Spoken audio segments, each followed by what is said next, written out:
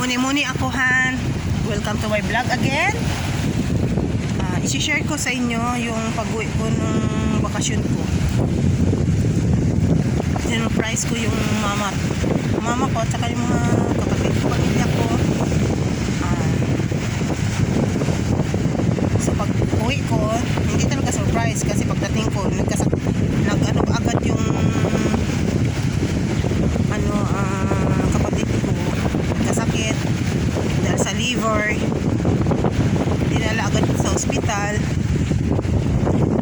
Ang lalim doon. Dinala namin sa ospital. Dalawang linggo din ako sa ospital. Gastos lahat ang pera, gastos lahat po. Tapos nalimutan ko palang nagpapasalamat sa PhilHealth. Yun ang nakakatulong din sa akin. Salamat sa BAIS Hospital, sa Urgent Clinics sa Tanhay.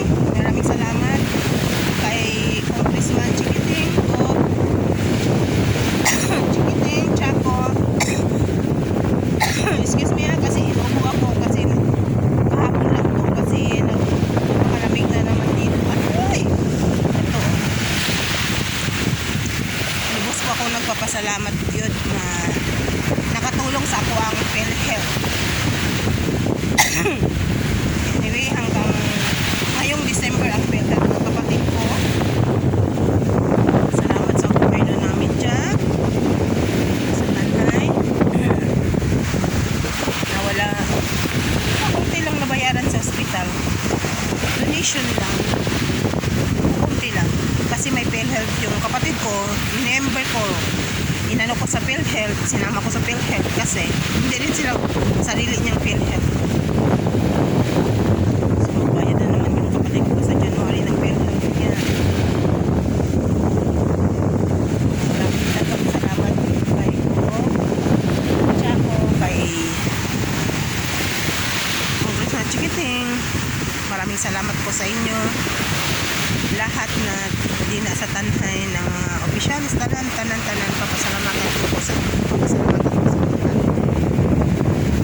kapatid ko. Kailangan mag-ingat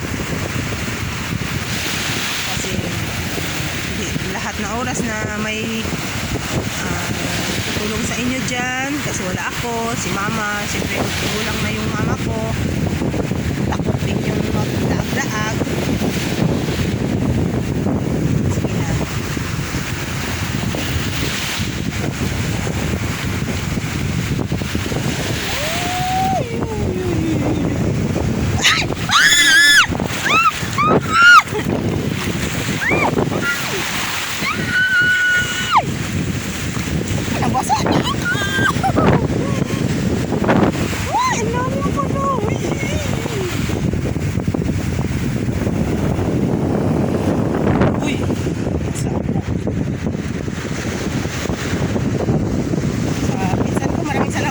Pasensya na kayo na wala akong makasulay sa inyo tanan diyan.